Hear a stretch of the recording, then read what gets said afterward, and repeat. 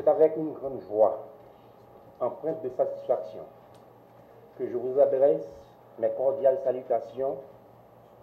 La cérémonie du jour, à savoir l'engagement formel des travaux de réhabilitation de la route Lascaux-Basse-Villader, nous délie de rendez-vous manqués d'année en année depuis que l'aide communautaire ait été rendue disponible. Les études ont été lancées en 2006, il y a déjà 6 ans. C'est long. Toutefois, on doit se rappeler que l'Union européenne avait consenti des efforts financiers par le passé pour les travaux d'entretien majeurs pour aider l'administration haïtienne à surmonter les contraintes de transport dans cette zone. Aussi, je me réjouis qu'une nouvelle étape va être franchie incessamment avec la signature du contrat avec l'entreprise Streya.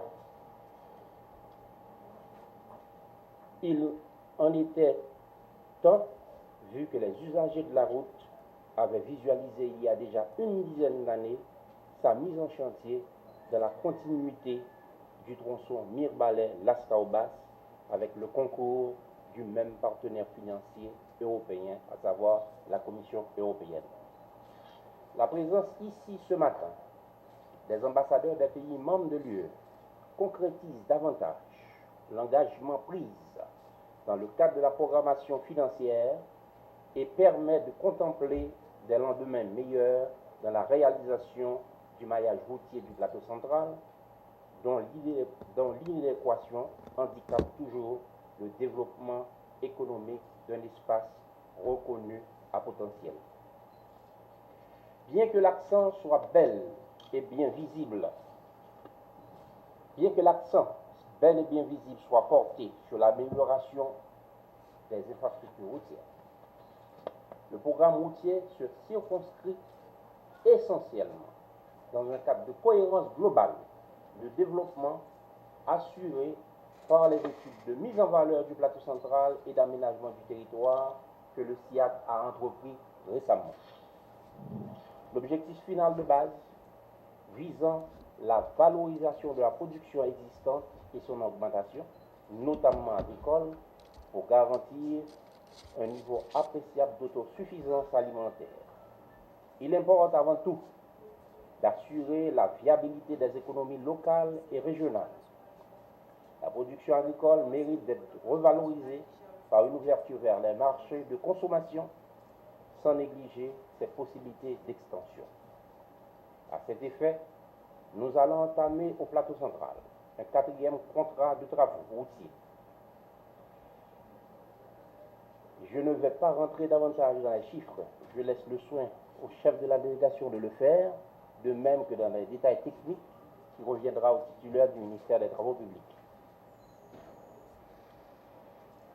Je veux espérer que les influx positifs de la cérémonie du jour puissent donner une impulsion particulière aux conducteurs de travaux envisagés pour les formaliser dans le concret, selon les délais contractuels au bénéfice des populations du plateau central et des régions avoisinantes.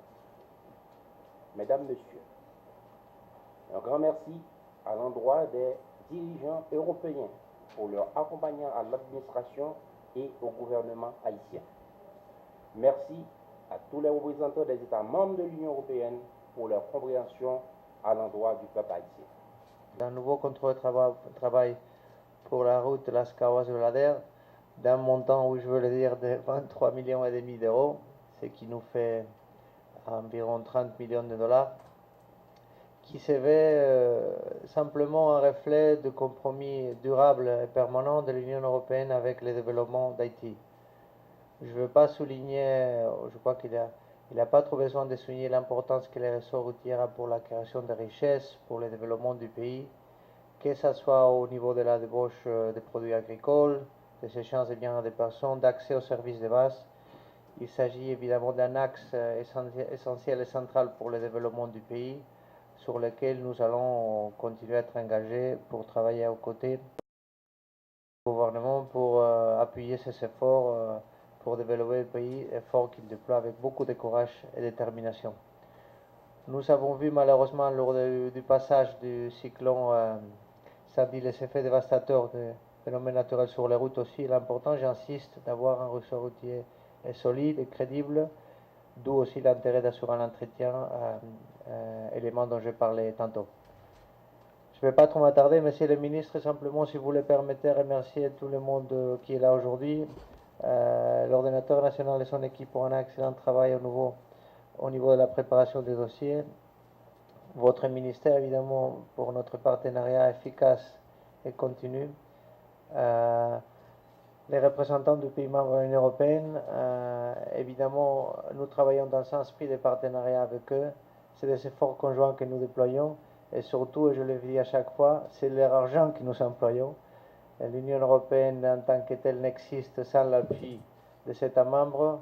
Les 23 millions dont je parlais viennent directement des contributions des États membres. La France et l'Allemagne aujourd'hui représentent le plus grand contributeurs au budget communautaire et j'insiste, l'occasion pour les remercier, pas simplement pour les efforts au niveau de la coopération et développement, mais aussi par leur contribution financière et leur coopération.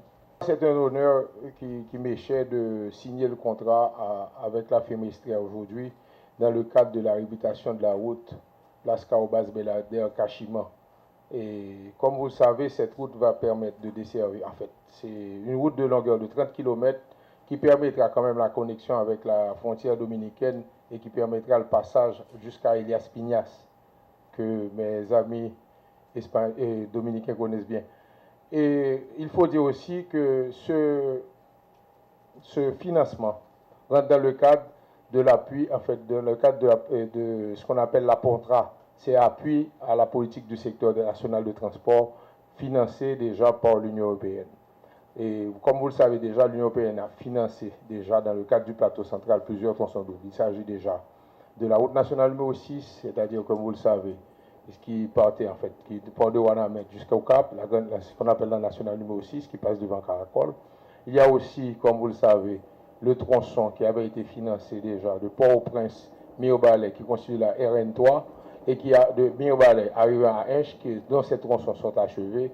Et il y a la partie qui est en exécution, Inche-Saint-Raphaël, actuellement en exécution, et 44 km effectués actuellement par la firme El Samex, la firme espagnole. Donc, ceci, c'est pour dire quand même c'est une continuation de la politique, dans le cadre de la politique du secteur transport, financée par l'Union européenne. Comme vous le savez, je vais vous donner comme un peu de caractéristiques géotechniques de cette route. C'est une longueur qui fait, la longueur du tronçon à réhabiliter fait 30 km. Et comme je l'ai dit tantôt, c'est sera signé par la firme Istria. Le montant des travaux, comme je viens de le préciser, et l'ordonnateur national et monsieur l'ambassadeur, fait à peu près 23 538 000 euros. Ça fait environ 30 millions de dollars américains. Et la supervision sera assurée par la firme AIC Progetti. La supervision sera